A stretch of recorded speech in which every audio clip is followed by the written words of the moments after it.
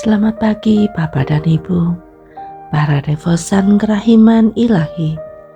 Bacaan hari ini dari buku harian Santa Faustina nomor 67 sampai dengan 69. Sekali peristiwa, sesudah kaul pertamaku, aku jatuh sakit. Ketika kendati perawatan yang cermat dan seksama dari para superior serta usaha dokter, aku tidak merasa semakin baik atau semakin buruk. Telingaku mulai mendengar suara yang menyimpulkan bahwa aku kurang percaya. Dengan itu, penderitaanku berlipat ganda, dan hal ini berlangsung agak lama.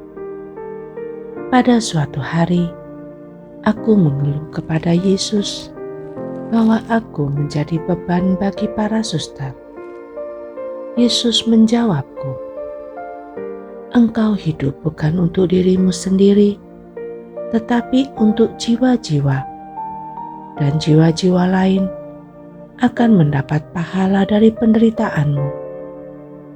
Penderitaanmu yang berkepanjangan akan memberi mereka terang serta kekuatan untuk menerima kehendakku." Penderitaan paling berat bagiku adalah perasaan bahwa baik doa-doaku maupun perbuatan-perbuatan baikku tidak diperkenankan oleh Allah. Aku tidak berani mengangkat mataku ke langit.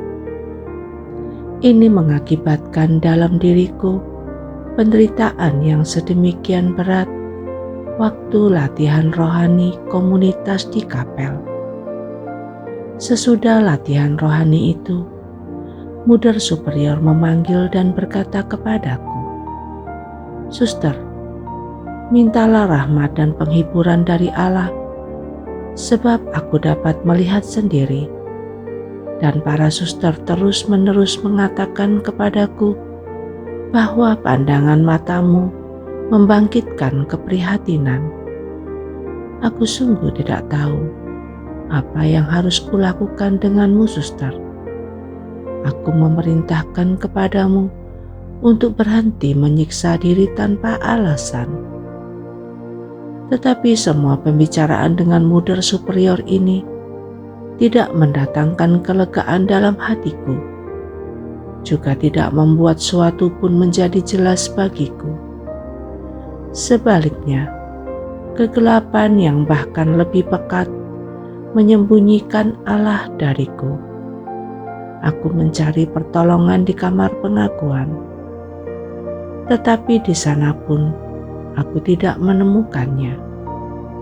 Seorang imam yang saleh ingin menolongku, tetapi aku begitu lemah sehingga aku bahkan tidak mampu menjelaskan penderitaanku. Dan hal ini justru menjadi semakin menyiksa aku. Aku begitu sedih, seperti mau mati rasanya. Kesedihan itu meresapi jiwaku sedemikian rupa, sehingga aku tidak mampu menyembunyikannya. Dan semua orang yang ada di sekitar aku dapat melihatnya. Aku putus asa, malam menjadi semakin gelap gulita.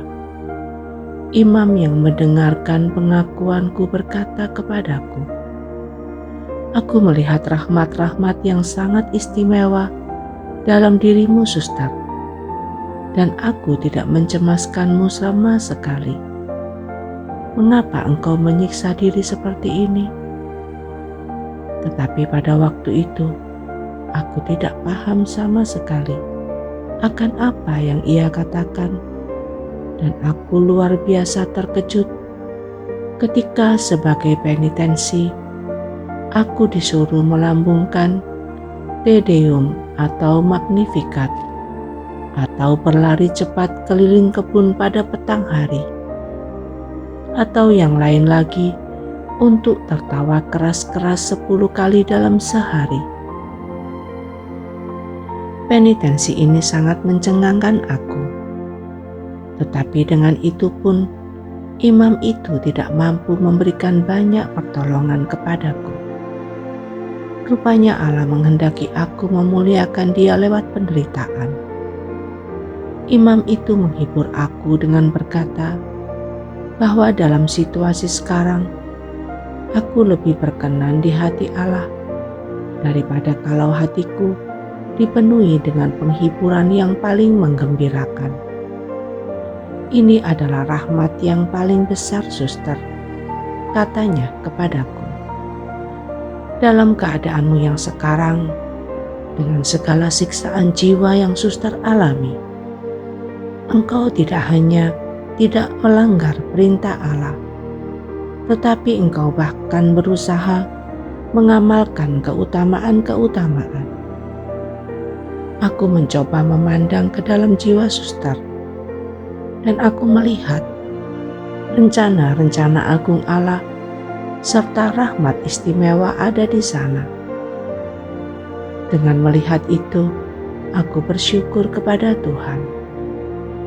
Tetapi kendati semua itu, jiwaku masih tetap tersiksa. Dan di tengah siksaan yang tak terperikan itu, aku meniru orang buta yang mempercayakan diri kepada bimbingannya. Sambil memegang tangannya erat-erat, tidak melepaskan kepatuhannya sedikit pun.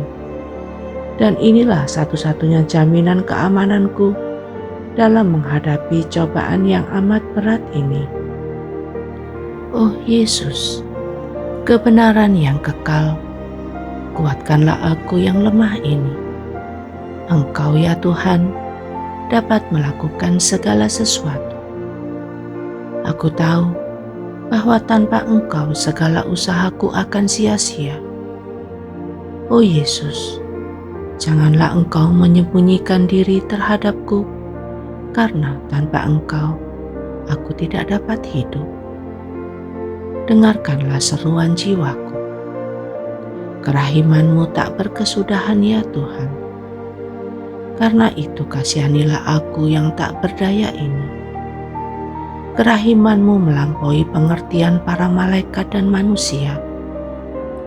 Oleh karena itu, meskipun tampaknya Engkau tidak mendengarkan aku, namun aku berserah kepada samudera kerahiman-Mu, karena aku tahu bahwa harapanku tidak akan dikecewakan. Yesus, Engkau andalanku.